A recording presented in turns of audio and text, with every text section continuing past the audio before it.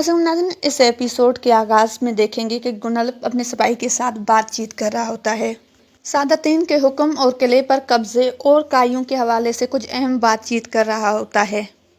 इतने में बाहर से उसका एक सिपाही इजाज़त लेकर अंदर आता है और आकर कहता है कि बाहर आपसे सुलेमान शाह का बेटा सुंगरतकन मिलने आए हैं। सिपाही की बात सुनकर गुनल्फ कहता है कि उससे जाकर कहो मेरे पास इस वक्त नहीं है मिलने के लिए। उस पर वो सिपाही कहता है कि उसने एक सिपाही के गर्दन पर खंजर रखा हुआ है। वो कहता है अगर आप नहीं मिले तो वो उसे कत्ल कर देगा। अगर आप हुक्म दे तो बाहर हम उसकी गर्दन उड़ा दें। उस पर गुनल्फ कहता है कि नहीं, उसे जाकर अंदर मिलने के लिए भेजो। उसके बाद वो सिपाही वहां से चला जाता है। दूसरी तरफ आप काई कबीले में देखेंगे कि हलीमा सुल्तान और रुहैमा खातून सबके साथ मिल रहे होते हैं। सबसे इजाज़त लेकर वो कोने अरतुरुल से मिलने के लिए जाती हैं।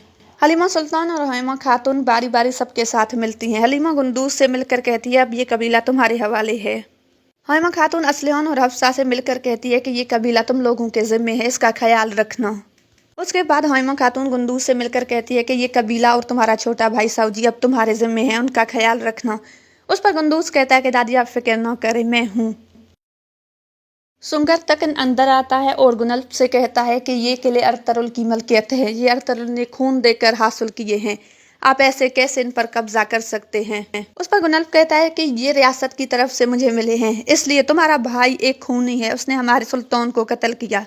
उसके बाद सुंगरतकन उसे कहता है कि मेरा भाई कभी रियासत के साथ गद्दारी नहीं कर सकता, ये कोपैक की चाल है। उस पर गुनल्फ कहता है कि अमीर हजरत की नाम तमीन से लो। उस पर सुंगरतकन गुस्सा हो जाते हैं और कहते हैं कि मेरे कैदियों को छोड़ दो, बमसी, तुर्गुत और हकीम आर्तुक को अभी के अभी रिहा कर दो। गुनल्फ कहता है कि यहाँ से चले जाओ, मैं नहीं चाहता कि मैं सुलेमान शाह के बेटों के खून से अपने हाथ रंगूं। उसके बाद सुंगरतकन उसे धमकी देकर वहां से चला जाता है।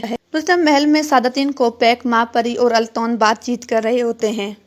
माँ परी कहती है कि अरतुरुल ने अपने अल्फाजों का जहर मेरे बेटे के दिल में घोल दिया है। उस पर कोपैक कहता है कि मैं अरतुरुल को बहुत अच्छे से जानता हूँ, वो जिसके दिल में एक बार शक का बीज बो दे वो कभी उसे नहीं निकल पाता। उस पर माँ परी कहती है कि मुझे यकीन है मेरा बेटा मेरे खिलाफ नहीं जाएगा। उस पर कोपैक कहता है कि वो कभी भी अपनी माँ के खिलाफ नहीं जाएगा और न ही रियासत के खिलाफ कोई फैसला करेगा, उसके पास कोई सबूत नहीं है हमारे खिलाफ। उसके बाद कोपैक कहता है जितनी जल्द हो जाए अरतुरुल की सजा पर अमल करवाई जाए। माँ परी कहती है कि हमें परेशान होने की कोई जरूरत नहीं है, कल अरतुरुल मर जाएगा और अब हमें चाहिए कि रियासत के नए कवानीन पर बातचीत करें। दूसरी तरफ अहमद एक जगह पर बैठा हुआ होता है। इब्नुल अरबी वहां पर आ जाते हैं। अहमद उसे देखकर पहले तो हैरान हो जाता है, उसके बाद उठकर कहता है कि मैंने आपको पहले कहीं देखा हुआ है।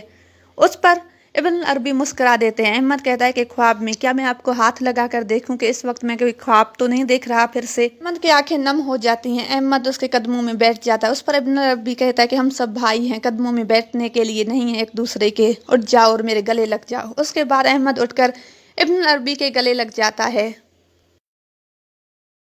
उसके बाद इब्नुल अरबी बैठ जाते हैं। अहमद उसे उस पूरे वाक़े से आगाह करते हैं जो अरतुरुल के साथ हुआ है। ये सुनकर इब्नुल अरबी हैरान हो जाते हैं और परेशान भी। दूसरी तरफ रुहैमा खातून और हलीमा सुल्तान माँ परी के पास पहुंच जाती हैं। माँ परी उनसे कहती है अगर तुम लोग अरतुरुल के लिए सिफारिश लेकर आए हो तो ये बेहुदा बात है। उस पर रुहैमा खातून कहती है कि मेरा बेटा किसी कीमत सुल्तान का कातिल नहीं हो सकता, उसने रियासत के लिए क्या कुछ नहीं किया, उसने हमेशा इस रियासत के लिए अपनी जिंदगी को दाव पर लगाया, आज उसके साथ ये सलूक नाकाबिले कबूल है। माँ परी कहती है कि तुम लोगों की हिम्मत कैसे हुई यहाँ पर आने की। उस पर हलीमा कहती है कि हम इस तरह के सलूक के काबिल नहीं थे। उस पर माँ परी कहती है कि माफ़ कर देना, तुम लोगों का तो इस्तकबाल करना चाहिए था, मुझसे गलती हो गई, तंज करती है उन पर। उसके बाद वो अपने सिपाहियों को बुलाती है और हलीमा उन्हें ज़मीन पर पटक देती है। जाते हुए उनसे कहती है कि ये एक साजिश है और बहुत जल्द अरतुरुल साहब बेगुनाह साबित होंगे और रिहा हो जाएंगे, याद रखना। उसके बाद वो दोनों वहां से चली जाती हैं। दूसरी तरफ शहजादा गयासुद्दीन अरतुरुल को बुलाकर उसे तफ्तीश करते हैं। अरतुरुल कहते हैं कि सुनने की हिम्मत रखें, आपके उस्ताद और आपकी वालिदा भी कोपैक के साथ मिले हुए हैं। आपकी वालिदा सुल्तान के वसीयत के बारे में जान चुकी थी, इस वजह से उन्होंने मिलकर सुल्तान को रास्ते से हटाया। ये सुनकर गयासुद्दीन गुस्सा हो जाते हैं और अरतुरुल से कहते हैं कि मेरी वालिदाओं पर इल्जाम मत लगाओ, तुम कातिल हो। उस पर अरतुरुल कहता है कि अगर आप मेरे कातिल होने पर पुरयकीन होते तो मुझे कैसरा में सजा दे देते, वहीं पर मुझसे निमट लेते। सुल्तान कहता है कि तुम क्या चाहते हो। उस पर अरतुरुल कहता है कि मुझे मारने से पहले एक बार अपने बाबा के बावर्ची नसीरुद्दीन से तफ्तीश कर ले। दूसरी तरफ सुंगर अपने सिपाहियों को बुलाकर कहता है कि हम किले के अंदर दाखिल होंगे, खुफिया जगह से हम दाखिल होंगे, हकीम आर्तुक बॉम्सी और तुर्गुत को बाहर निकाल लेंगे और उसके बाद हम कोन्या जाएंगे और अरतुरुल को वहां से बचा लेंगे। उसके बाद सिपाही अपनी तलवारों पर कसम लेते हैं और अल्लाह अकबर के नारे लगाने लगते हैं।